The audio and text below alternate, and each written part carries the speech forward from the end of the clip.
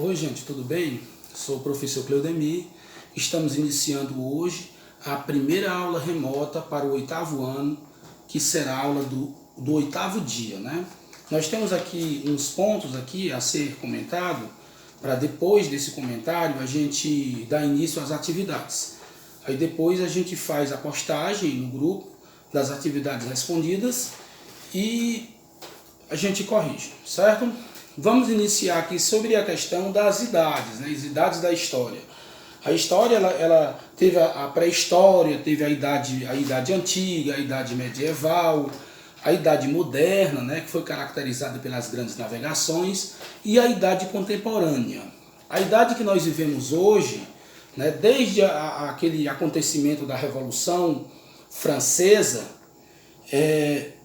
de 1889, que a gente iniciou a idade contemporânea, né? Hoje a gente chama de idade contemporânea, desde da Revolução Francesa, 1889, até os dias de hoje, né? Outro ponto que eu quero deixar claro aqui para vocês é sobre o poder marítimo inglês. A Inglaterra ela sempre foi um país, né, desde o início das navegações, que a Inglaterra ela sempre se caracterizou por uma grande nação detendo muito poder nos mares, né? Era até chamada Rainha dos Mares por causa do poder que ela tinha sobre as águas do mar. Os seus navios de guerra muito bem preparados, com canhões, né?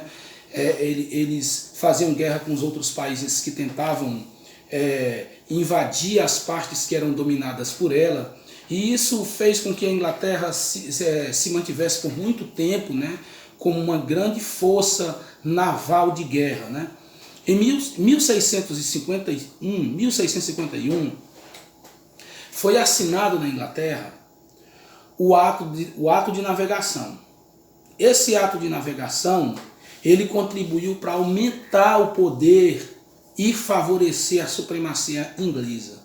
Fez com que a Inglaterra tivesse mais poder, a Inglaterra ficasse mais poderosa sobre os mares, o domínio inglês aumentasse mais ainda sobre os mares e o controle sobre as nações que navegavam naquele mar.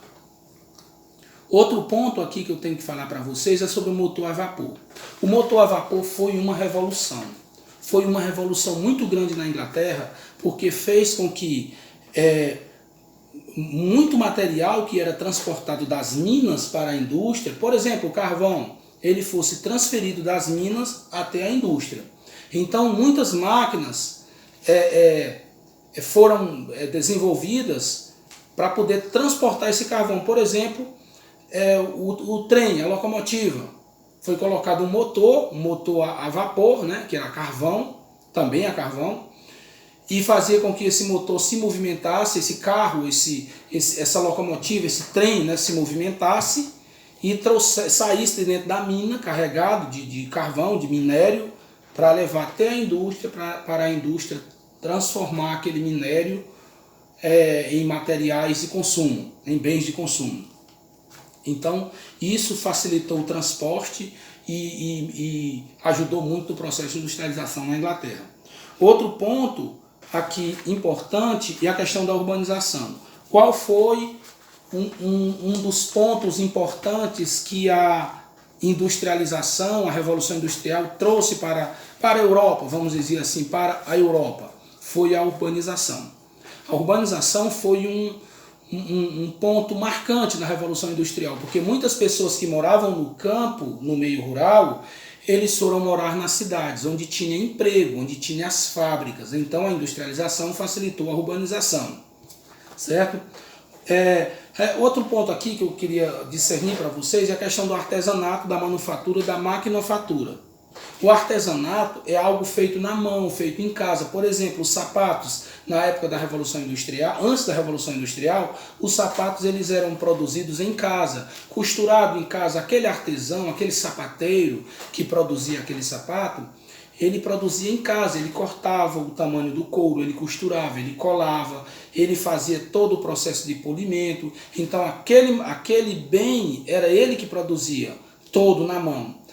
A manufatura já foi diferente. Mesmo que tenha continuado sendo feito à mão, mas ele era feito num trabalho organizado. Era um trabalho já em galpões, todos os artesãos ali organizados, produzindo aqueles sapatos, mas aquele galpão já tinha um dono, já tinha alguém que organizava, que era uma espécie de empresário, que já monopolizava aquele mercado, e o artesão que vivia na sua casa, que cada qual produzia o seu sapato, vendia o seu produto individualmente, ele nesse momento da manufatura, ele já está trabalhando de forma organizada, em um galpão, todo mundo junto, controlado por um empresário, por uma pessoa que era dono daquele galpão, daqueles bens, daquele couro, daquelas linhas, daquelas agulhas. Ele era o patrão daqueles artesãos que estavam ali organizados. A maquinofatura já foi diferente. A maquinofatura, ela foi a própria máquina, já foi dividido o trabalho. Cada artesão, que agora já não é mais artesão, já é um trabalhador, um operário, né? Vamos dizer assim, um operário, cada um fazia uma parte daquele processo de produção daquele sapato. Um cortava o couro, outro costurava, outro colava, outro polia, cada qual tinha a sua função de forma organizada e a máquina tinha o seu papel de produzir algo que eles faziam na mão de forma mais rápida. Outro ponto a ser falado aqui é a condição de trabalho.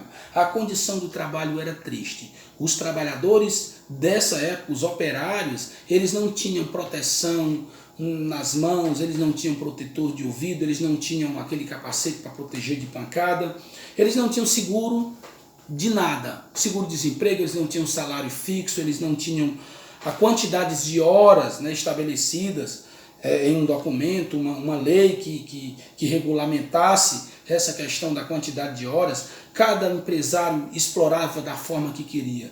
Tinha empresário que colocava os seus operários para trabalhar 12 horas, 14 horas, 16 horas e muitos deles até 18 horas por dia.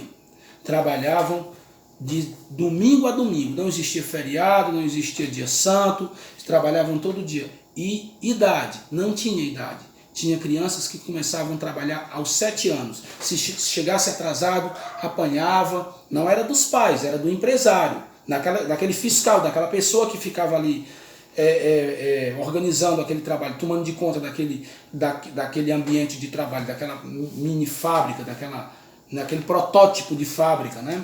Então a criança também era explorada, era maltratada. A criança que chegava com sono, por exemplo, eles tinham um baldinho assim do lado que eles afogavam a criança naquele balde para a criança despertar. E muitos deles, os pais estavam lá, os irmãos, as mães, e não podiam fazer nada porque também eram funcionários e eram mandados. Outro ponto que a gente tem que falar aqui, muito rápido aqui, é a independência brasileira. A independência do Brasil em 1822, dia 7 de setembro de 1822, o Brasil proclamou a sua independência. Só que para muitos, aquele momento de proclamação de independência brasileira, para muitos, que eu digo assim, para o povão brasileiro, o povão em geral, aquela massa que faz a população geral brasileira, eles não entenderam nada. Quem entendia, quem sabia, quem organizou, quem deu, vamos dizer, esse golpe de proclamação de independência brasileira foi um pequeno grupo, um grupo político. Deu a proclamação brasileira e o Brasil de colônia passou a ser chamado de império e ninguém entendia. Então, nós vamos fazer atividades, são 8 questões, vocês têm aí 20 minutos para fazer essa atividade e depois postar a foto da atividade no grupo. Tá bom, gente? Valeu!